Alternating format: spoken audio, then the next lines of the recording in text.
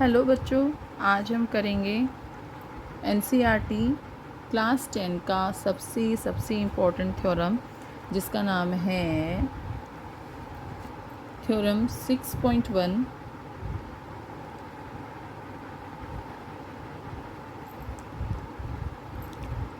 Basic proportionality theorem, जिसको short में BPT भी कहा जाता है।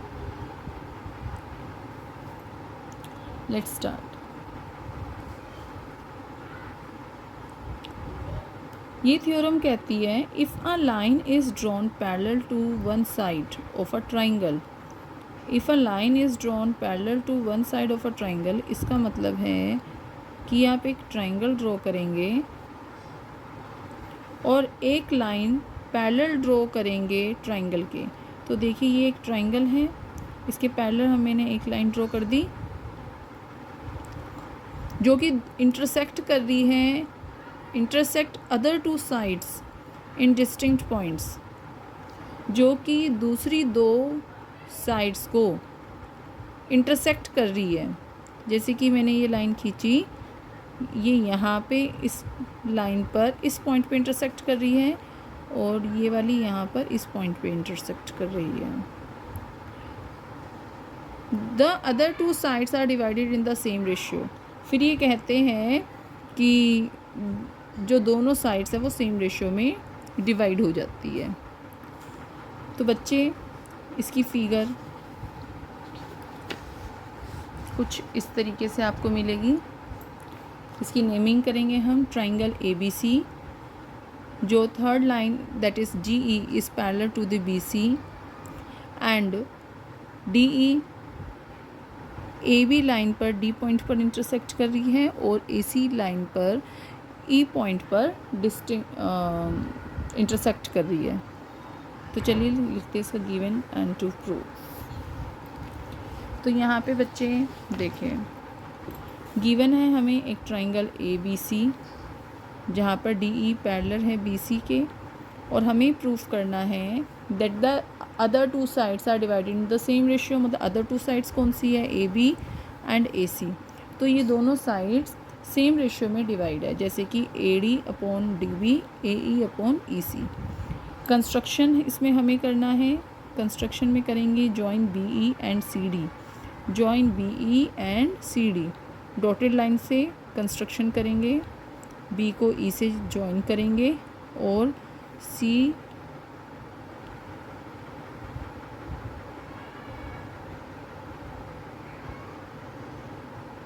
ठीक है बच्चे, ये हमारी कंस्ट्रक्शन है। और साथ ही साथ हमें ड्रॉ करना है DM perpendicular AC। DM AC के ऊपर परपेंडिकुलर, AC हमारी ये वाली लाइन है जिस पे कि हम DM परपेंडिकुलर ड्रॉ कर देंगे, और दूसरा EN परपेंडिकुलर ऑन AB। तो EN हमारी इस तरफ है जो कि AB लाइन के ऊपर परपेंडिकुलर बनेगी।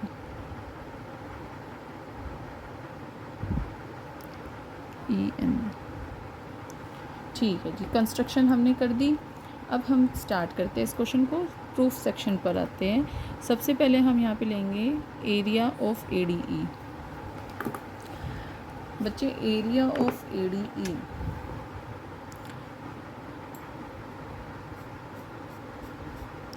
ठीक है, ये है area of ADE, area of triangle ADE, जो कि इक्वल होता है, ट्राइंगल का फॉर्मूला हम अप्लाई करेंगे, half multiply base multiply height.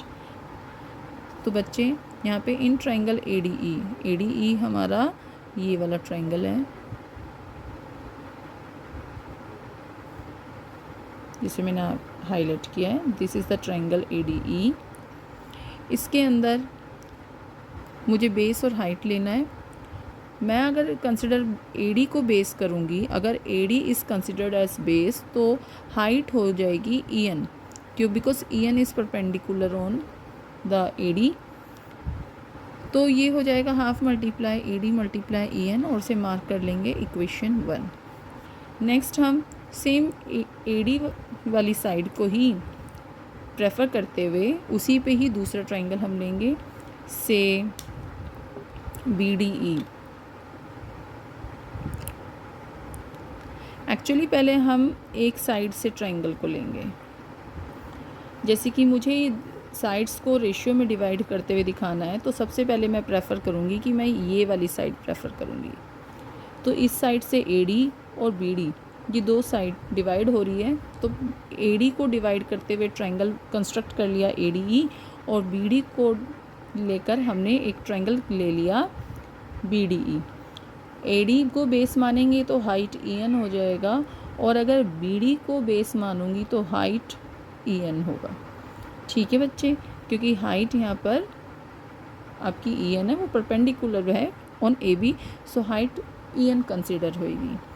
तो देखिए बच्चे, अगर मैं ट्रायंगल लेती हूँ BDE, तो आपका ये half multiply base multiply height apply होते ही ये हो जाएगा हाफ मल्टीप्लाई बेस क्या है ट्रायंगल BDE में बेस है हमारा BD और हाइट हो जाएगी EN। से लेट 1 और 2 दोनों को मैंने इक्वेशन 1 और 2 का नाम दे दिया है।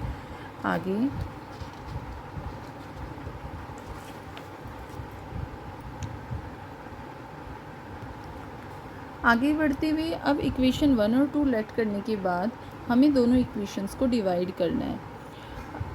Area of triangle ADE by area of triangle BDE, दोनों के ट्रायंगल्स के एरिया को मैंने ले लिया half multiply AD multiply EN by half multiply DB multiply EN।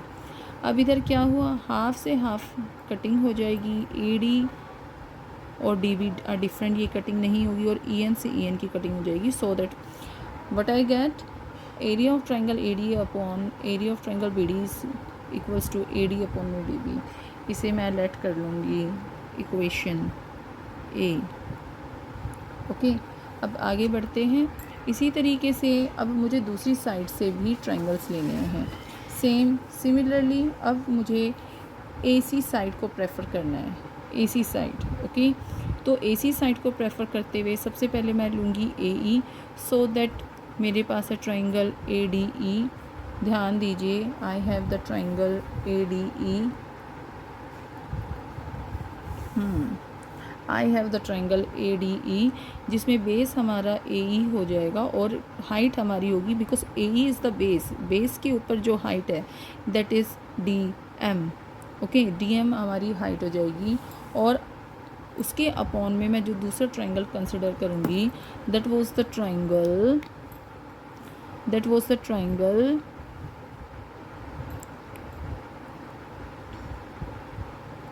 DEC। देख रहे हैं आप, मैंने डिफरेंट कलर से इन्हें हाईलाइट करा है सो दैट आप कंफ्यूज ना हो। अब जो मैंने पिंक कलर का ट्रायंगल हाईलाइट किया है, अब वो ट्रायंगल हमें लेना है। तो अब यहाँ पे क्या होगा, अब मुझे इधर से इन दोनों साइड्स को भी रेशियो में दिखाना है, तो मैंने इसी साइड को प्रेफर करते हुए एक बारी AE से ट्रायंगल लिया ADE, एंड EC बेस लेने के लिए आई प्रेफर ट्रायंगल DEC। सो बच्चे अब क्या करेंगे, चलिए देखिए, ट्रायंगल ADE, जब मैं ट्रायंगल ADE लूँगी, ओके, तो equals to half multiply base multiply height. तो यहाँ पे बेस क्या है, इधर से आपकी फिगर को देखिए बच्चे, ट्रायंगल ADE में बेस इस AE और हाइट इज़ DM। ठीक है, तो यहाँ पे देखिए क्या लिखा है मैंने, बेस की जगह AE और हाइट की जगह DM लिखा है, उसे लेट कर लेंगे इक्वेशन 3। ओके बच्चे,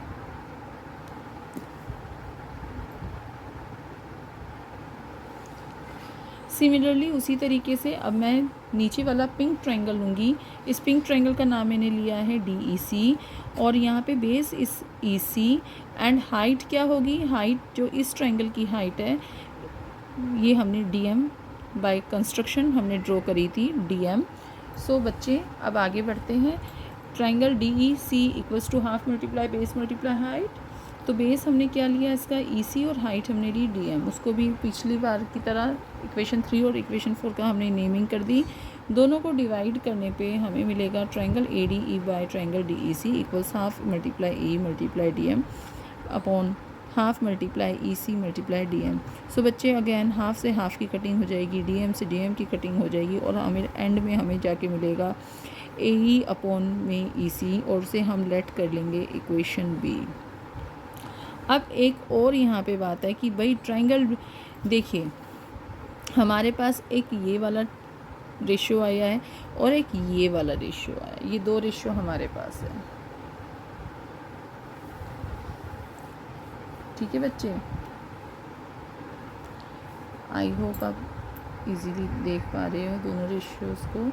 एक ये वाली रेशियो है और एक ये वाली रेशियो है। इन दोनों रेशियो में आपने देखा है कि ADE और ADE ट्रायंगल सेम है। तो डिफरेंट ट्रायंगल्स हैं, दैट इज़ ट्रायंगल BDE और यहाँ पे है ट्रायंगल DEC। ट्रायंगल BDE जो ब्लू कलर से मार्क करा था, ट्रायंगल BDE जो ब्लू कलर से मार्क है, और ट्रायंगल DEC जो पिंक कलर से मार्क है। यहाँ पे ये दोनों ट्रायंगल्स डिफरेंट है। अगर ये दोनों ट्रायंगल्स मैं किसी भी तरह इक्वल कर दूँ तो यहाँ पे ये मेरी रेशियोज इक्वल हो जाएंगी। अब यहाँ पे क्या करना है, now triangle BDE and triangle DEC, एक और थ्योरम इसके अंदर ऐड हो जाएगी जो हम बच्चों ने क्लास 9th में हमने आपको पढ़ाई थी। Triangle BDE and triangle DEC are on the same base. देखिए जब भी कोई दो ट्रायंगल जैसे कि ट्रायंगल BDE एंड DEC दोनों सेम बेस DE के ऊपर हैं और बिटवीन टू पैरेलल लाइंस, जैसे कि DE and BC are the two parallel line, इन दोनों के बीच में अगर ऐसे कंस्ट्रक्ट हो रहे हैं तो उन दोनों ट्रायंगल्स का एरिया इक्वल माना जाता है। हाँ जी, तो triangle BDE and triangle DEC are on the same base DE and between the same parallel lines BC and DE. So therefore area of triangle BDE equals to area of triangle DEC. Hence we can say that area of triangle ADE by area of triangle BDE is equals to the area of triangle ADE equals to the area of triangle DEC. Okay, कैसे? अभी यहाँ हमने proof कर दिया that BDE और DEC equal है, right? तो दोनों की रेशियो में हमने इक्वल कर दिया। अब क्या एंड में हमें क्या मिला, सो दैट AD अपॉन में DB equals to AE upon में EC। What we get in the last, AD upon में DB इक्वल AE अपॉन में EC from A and B and में it is hence proved. I hope आपको ये question समझ में आया होगा, ये थ्योरम आपको पहले से बेटर समझ में आई होगी। अगर आपको समझ आई है और इस तरीके से आप और भी सॉल्यूशंस चाहते हैं तो please comment in the comment box कि आप नेक्स्ट क्वेश्चन कौन सा करवाना चाहते हैं।